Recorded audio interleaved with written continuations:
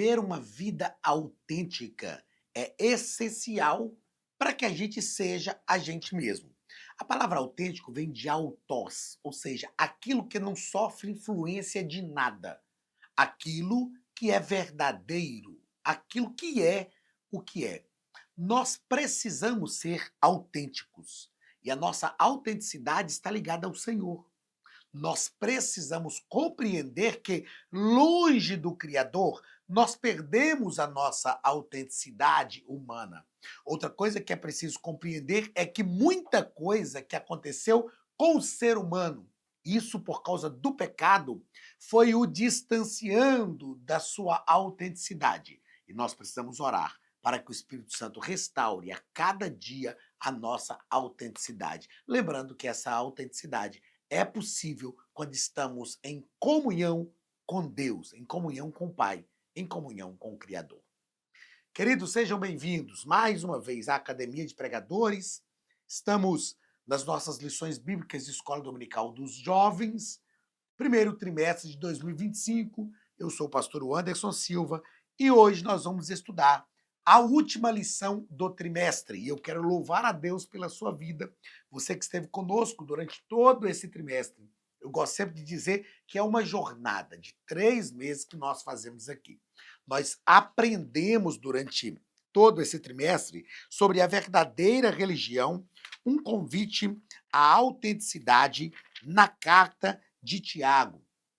Foram lições escritas pelo pastor Eduardo Leandro Alves, de João Pessoa, na Paraíba. E com toda certeza foi transformador para a nossa vida. Esse trimestre, para mim, foi um trimestre muito bom. Gostei muito dos assuntos. Os assuntos foram tratados com muita sensatez bíblico-teológica, com muita sensatez prática também, como é a proposta da carta escrita por Tiago. Nós aprendemos, como disse e repito, sobre autenticidade. Na aula de hoje, nós vamos estudar, como eu disse, a última lição, lição de número 13, do dia 30 de maio de 2025. O título da lição é Conselhos para uma Vida Autêntica.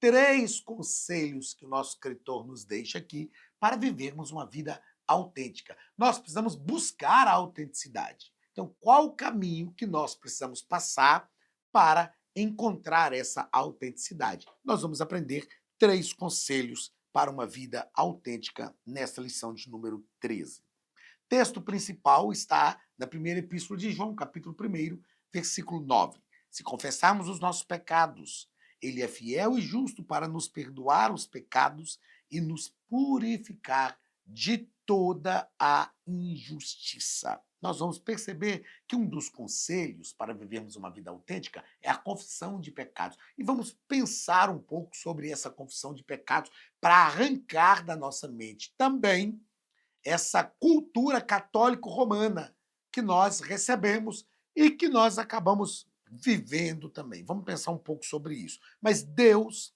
ou Cristo, né, é fiel, ou pelo sangue de Cristo, os nossos pecados são perdoados por Deus. Essa é a melhor colocação. Resumo da nossa lição nos diz que, na carta de Tiago, encontramos importantes conselhos para que tenhamos uma vida cristã frutífera, uma vida cristã cotidiana, ok? A vida cristã não é composta só de exercício cristão ou de exercício litúrgico, na verdade. Eu vi esses dias, até na nossa igreja também foi feita essa publicação. Domingo é dia de ir para a igreja e segunda é dia de ser igreja. Então nós precisamos entender isso, o que é ser cristão e não só exercer práticas litúrgicas cristãs, mas ser cristão de verdade. E a carta de Tiago nos ensina sobre isso. O texto bíblico da nossa lição está em Tiago, capítulo 5, versículos 13 ao 20. Está alguém entre vós aflito? Ore.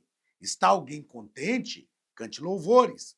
Está alguém entre vós doente? Chame os presbíteros da igreja e orem sobre ele, ungindo-o com azeite em nome do Senhor. E a oração da fé salvará o doente, e o Senhor o levantará. E se ele houver cometido pecados, ser-lhe-ão perdoados. Confessai as vossas culpas uns aos outros e orai uns pelos outros para que sareis. A oração feita por um justo pode muito em seus efeitos. Elias era homem sujeito às mesmas paixões que nós e orando pediu que não chovesse por 3 anos e 6 meses, não choveu sobre a terra. E orou outra vez, e o céu deu chuva e a terra produziu o seu fruto. Irmãos, se algum de vós se tem desviado da verdade e alguém o converter, saiba que aquele que fizer converter do erro do seu caminho um pecador, salvará da morte uma alma e cobrirá uma multidão de pecados. Esse texto é enfático, maravilhoso, lindo, nos ensina diversas coisas, tanto de relacionamento interpessoal, quanto de ação espiritual no reino de Deus, assim como atitudes de gratidão diante do Senhor, como também atitudes de confiança em situações adversas. Ou seja, é um texto que reflete diversos ensinos para a nossa vida. Primeiro ponto da nossa lição, o nosso escritor vai tratar sobre a importância da oração. Então a gente vai perceber que o primeiro conselho para viver uma vida autêntica é entender a importância da oração. Primeiro parágrafo, a oração. E o nosso escritor nos diz que a oração, como expressão de fé e dependência de Deus, deve ser a nossa primeira ação em qualquer circunstância, demonstrando nossa confiança em sua soberania e cuidado. Uma coisa que eu quero grifar é que a oração deve ser a nossa primeira ação em qualquer circunstância. É muito comum nós procurarmos orar quando passamos por adversidades. É muito comum. Mas nós precisamos aprender a desenvolver uma vida de oração, desenvolver uma prática de oração. Capítulo 6 de Daniel, a Bíblia diz que foi feito um edito que tinha como fim lançar Daniel na cova dos leões. E aí o texto bíblico diz que quando Daniel ficou sabendo que a escritura estava assinada, ele pôs-se a orar como tinha de costume.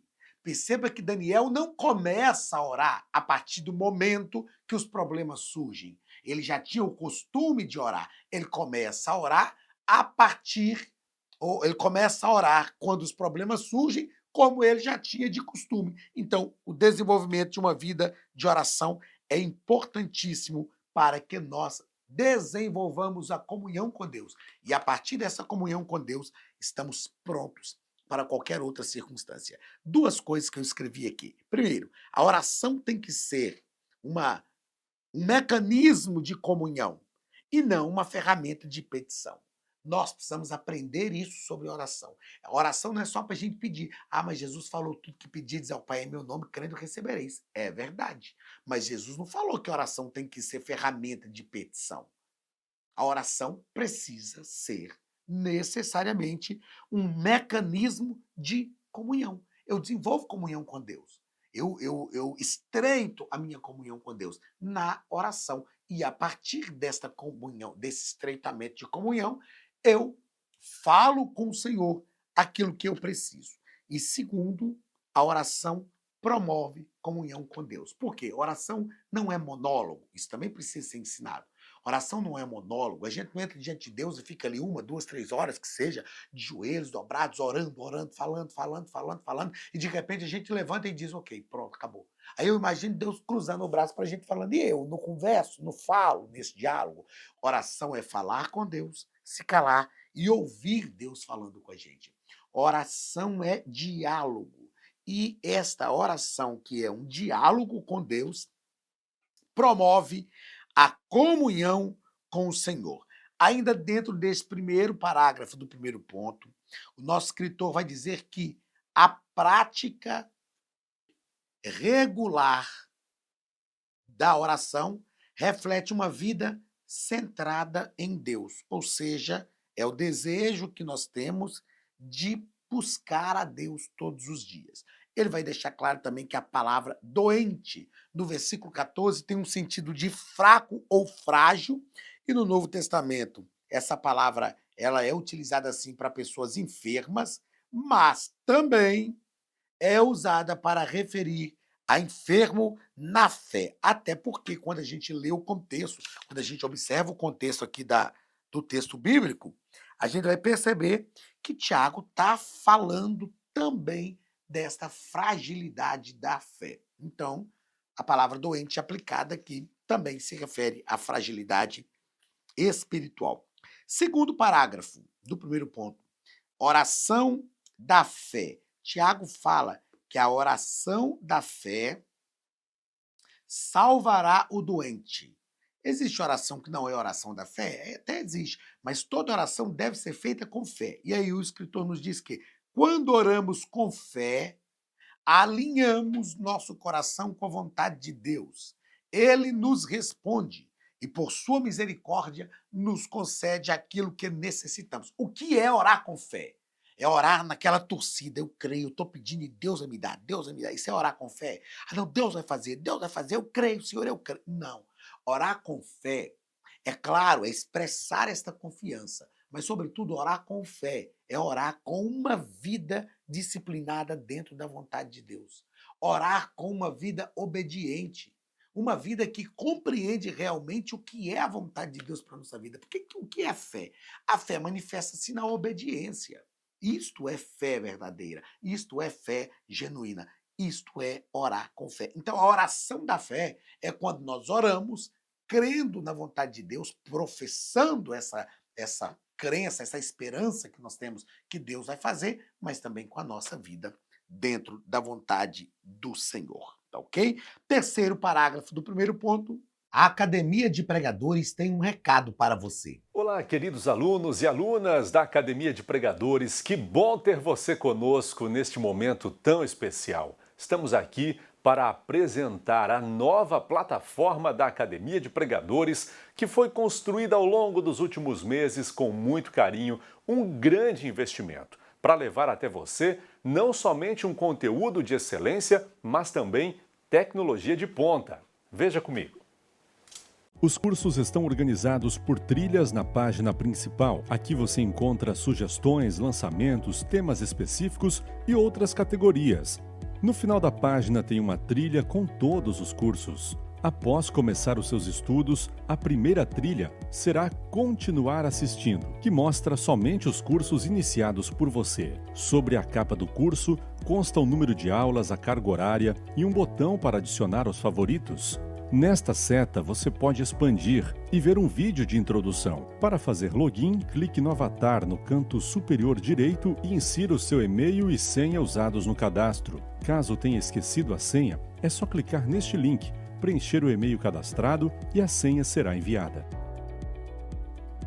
No canto superior esquerdo fica o novo menu do portal. Ao abrir um curso pela primeira vez, você vê as informações do curso e do professor. E na lateral, ou logo abaixo, se for no celular, está a lista de módulos e aulas. Algumas aulas iniciais podem ser grátis e qualquer pessoa que fizer um cadastro rápido pode assistir. Após se matricular, aqui você vê as aulas concluídas, aulas liberadas ou agendadas. Você pode adicionar os favoritos, dar uma nota ao curso e acompanhar o seu progresso. E se você sair do curso e retornar depois, o sistema vai abrir exatamente a última aula assistida. Se estiver no computador, use esta seta para ampliar a tela.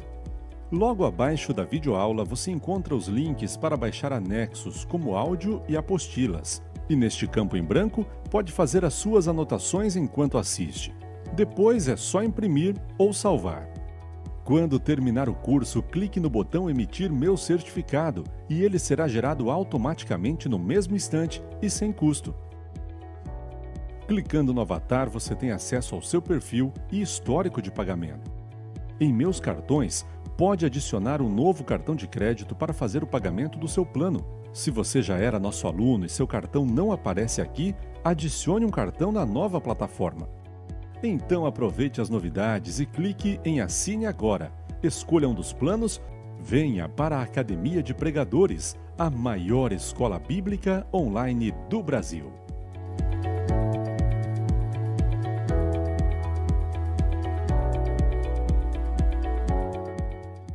Primeiro ponto, oração pelo próximo. E o escritor nos diz que A oração em favor do próximo promove a comunhão, revela amor e nos leva a experimentarmos a presença de Deus de maneira mais poderosa. Isso aqui é o que nós chamamos de oração intercessória. A oração intercessória, ela tem um valor muito grande no mundo espiritual. Para começar, a Bíblia diz que Deus mudou o cativeiro de Jó enquanto ele intercedia pelos seus amigos. E por que eu, o Anderson, por que eu penso que a oração intercessória, ela realmente é ouvida por Deus? Porque eu penso que quando nós oramos por alguém, fazemos oração intercessória, nós trazemos a memória de Deus, e essa fala aqui é uma fala bem humana, é antropopatismo, atribui sentimentos humanos a Deus, porque é claro que Deus não esquece nada, mas eu penso que quando nós oramos de forma intercessória, nós trazemos à memória de Deus todo o projeto da encarnação de Cristo.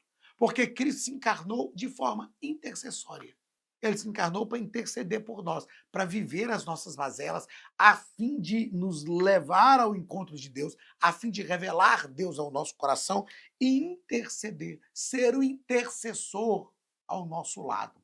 Então, quando nós oramos de forma intercessória, eu penso que Deus lembra-se, repito, Deus não se esquece, mas nós trazemos à memória de Deus aquilo que ele fez ao enviar o seu filho para interceder por nós. Aí a bênção de Deus vem sobre a nossa vida. Segundo ponto da nossa lição, nos diz que, nos fala sobre o poder da confissão. Bem, falamos no primeiro ponto sobre a oração, agora no segundo ponto sobre a confissão. O poder da confissão. Primeiro parágrafo, confissão de pecados. Confissão, eu sei que este ponto é um ponto de algumas divergências, mas vamos lá. Confissão de pecados. Reconhecer e confessar nossos pecados traz o perdão divino e a restauração física, emocional e espiritual. O escritor continua: a confissão nos liberta do peso da culpa e do pecado, permitindo-nos experimentar graça e perdão de Deus. Então, é necessário confessar? É necessário. Ah, pastor, a gente confessa todo o pecado que a gente comete? Não, a gente comete falhas, a gente erra, mas a confissão, ela precisa ocorrer quando nós, em alguns casos, em eclesiologia a gente estuda isso. Por exemplo, pecados premeditados. O camarada premeditou aquilo, né? Estabeleceu início, meio e fim do seu ato pecaminoso. Ele tem que confessar isso, porque foi um pecado premeditado. Não foi um acidente de percurso, não foi um errar o alvo, foi um pecado premeditado.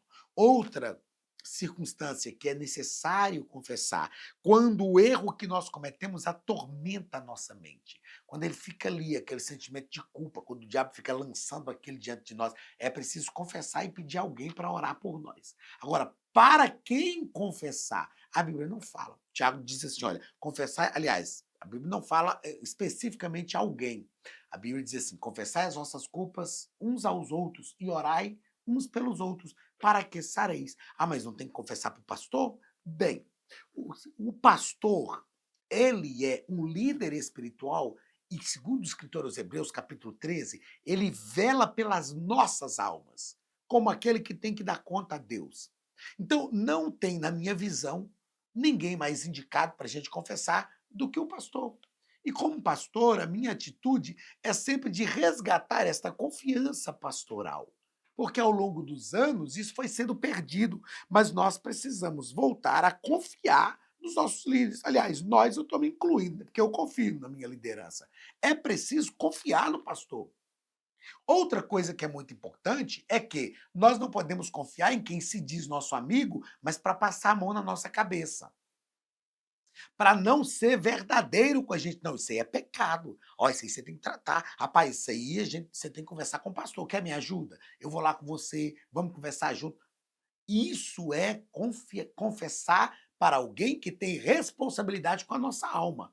Porque, irmãos, tem pessoas que não têm responsabilidade com a alma da outra. Tem pessoas que não têm essa responsabilidade. E aí, se nós não tivermos cuidado, nós vamos confessar para alguém que vai dizer, não, tá tudo tranquilo, legal, então você está perdoado. E a gente vai entrar num ciclo vicioso de falhas e que vai nos levar para o inferno. Então precisamos reconhecer e confessar nossos pecados, porque a confissão verdadeiramente nos liberta. Outra coisa que o escritor trata nesse ponto aí é a confissão é um ato de coragem e humildade que nos leva a uma maior intimidade com Deus e com os outros. Eu sempre gosto de dizer que quando alguém confessa, eu vou até escrever aqui, ó, essa palavra aqui, ó, é muito importante, ó. Respeito. Quando alguém vem confessar a nós uma falha, nós precisamos ter respeito pela pessoa, respeitar a pessoa, porque ela não tinha por obrigação de falar. Pessoa maior de idade, no mundo livre, no país livre, mas ela se dispôs. Essa pessoa chegou para confessar os seus pecados, ela realmente está buscando a restauração. Então, o mínimo que nós precisamos é ter respeito. Então, respeite as pessoas que vêm confessar com um coração aberto.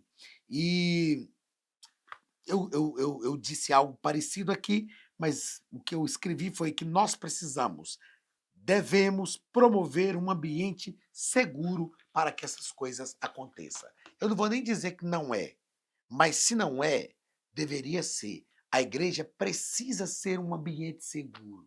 A igreja precisa ser um ambiente terapêutico, um lugar onde as pessoas vão ter coragem de confessar e sabem que elas serão tratadas, amadas, abraçadas, envolvidas, cuidadas, e não que vão ter o seu erro divulgado. Então, nós precisamos gerar um ambiente seguro para que as pessoas tenham coragem de confessar as suas falhas. Segundo parágrafo, segundo ponto, cura física, cura espiritual e física. Então, a confissão gera cura espiritual e física. A cura. Eita, é outro. A cura resultante da confissão e da oração reflete a interconexão entre nosso bem-estar espiritual e físico.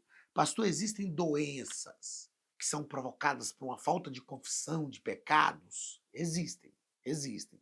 Só que não vai falando que tudo que a pessoa está sofrendo é por causa de pecado, não. Existem doenças que são espirituais, existem doenças que são emocionais, existem doenças que são um resultado da degradação do corpo físico mesmo, resultado genético, enfim. Nós não podemos generalizar nada, mas a confissão promove cura. Promove cura. O salmista disse assim: enquanto eu me calei, envelheceram-se os meus ossos. A falta de confissão, ela traz um peso psicoemocional, espiritual e psicoemocional tão grande sobre nós que nós começamos a sofrer uma degradação física. Quando nós confessamos, nós somos livres, libertos, somos curados espiritual e fisicamente falando. Terceiro parágrafo do segundo ponto. Exemplo de Elias, que Tiago cita.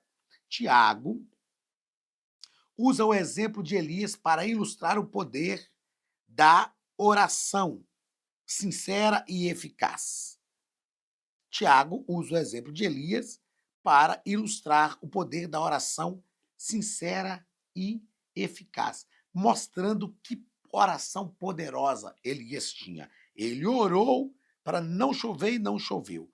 Orou para voltar a chover e voltou a chover. O exemplo de Elias nos mostra que a eficácia da oração não depende de nossa perfeição, mas da nossa fé e persistência. A eficácia da oração depende da nossa fé e da nossa persistência. Persistir na oração, permanecer ali, ok? Outra coisa que o nosso escritor diz é que podemos ver o exemplo, podemos ver pelo exemplo da vida de Elias que a fidelidade é um atributo de quem tem fé e que sem fé é impossível agradar a Deus. Fidelidade torna-se, então, o padrão de qualidade de quem é cheio de fé.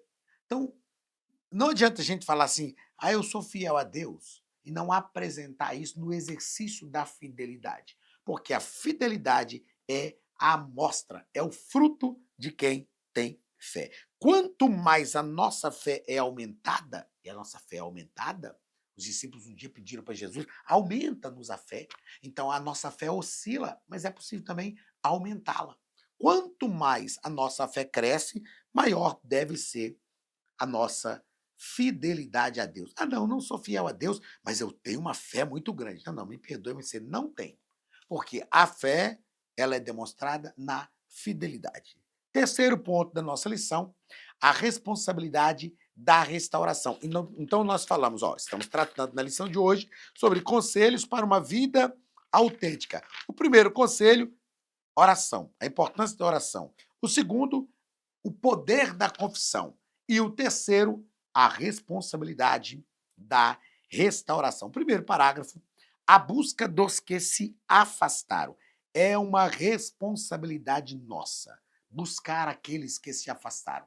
Não importa o porquê, não importa se tem justificativa, se não tem, nós devemos buscar as pessoas que se afastaram. E o nosso escritor diz assim, a busca por estes demonstram amor e compromisso com o evangelho de Cristo, refletindo o coração do bom pastor que deseja trazer de volta as ovelhas perdidas. Eu escrevi para não esquecer, mas eu gosto muito de dizer essa frase.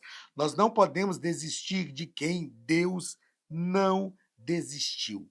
Não podemos desistir de quem Deus não desiste. Não é o meu papel desistir. Ah, não, pastor, mas já voltou para a igreja tantas vezes que não vai ter jeito mais. Não é o meu papel. Não é a sua responsabilidade tratar com isso. Nós precisamos tão somente ir em busca dessas pessoas, gastar as nossas energias em busca dessas pessoas. É claro que nós precisamos também entender que tem um limite, tem um limite da nossa ação, não da nossa atitude. Qual a diferença? Às vezes nós gastamos não, aí perdemos energia com gente que não quer nada. Aí nós precisamos dar um tempo para essa pessoa e falar, tô aqui. Na hora que você quiser, tô aqui. De vez em quando, de quando em quando, a gente manda uma mensagem, se comunica, faz um convite e tal. Mas nós também não podemos ficar gastando energia com gente que vai só consumir a nossa energia e não quer nada com nada. Isso é uma verdade, né? Nós precisamos não desistir da pessoa. Isso é uma atitude. Não é falar, deixa para lá, tem que ir para o inferno mesmo. Não, não é isso não. A nossa atitude tem que ser sempre de restaurar, mas a nossa energia tem que ser focada naquilo que é a vontade de Deus para esse momento. Talvez a gente vai ter que deixar aquela pessoa ali por um tempo, talvez ela vai viver um processo lá, daí a pouco ela vai voltar. E quando ela voltar, a gente abraça de novo. Quando ela voltar, a gente não pode dizer, não, porque ela veio, você não quis, agora se lasque. Não, a gente tem que abraçar, mas precisamos também focar as nossas energias no ponto certo. Segundo parágrafo do terceiro ponto, a restauração dos que se desviaram é de todos os membros da igreja a responsabilidade de buscar e restaurar os desviados. Isso aqui não é só do pastor, não.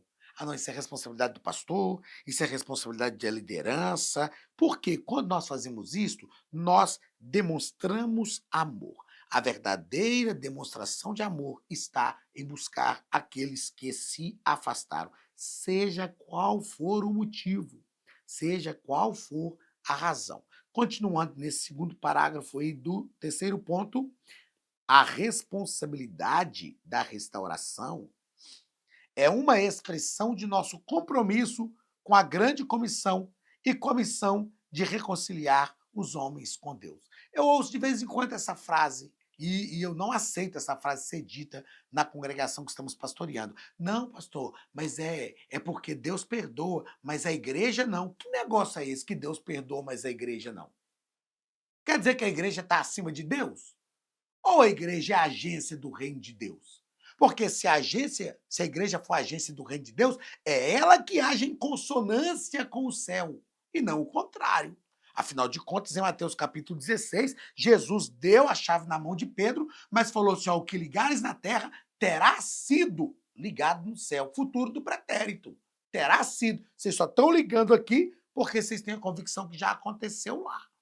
E Jesus só disse para Pedro que nas mãos dele estava na chave, depois que estava a chave, depois que ele recebeu a revelação que vem direto do Pai, tu és o Cristo, filho do Deus vivo. Então não tem esse negócio que Deus perdoa, mas a igreja não perdoa. Deus perdoou, está perdoado. A Bíblia diz que aquele que está em Cristo, nova criatura é. As coisas velhas se passaram e eis que tudo se fez novo. Terceiro parágrafo do terceiro ponto. A responsabilidade da igreja. A responsabilidade da igreja. Quando nos envolvemos ativamente na igreja local, contribuímos para a saúde e o bem-estar espiritual de todos os seus membros. Todos os membros são responsáveis pela saúde e pelo bem-estar do corpo. Todos os seus membros.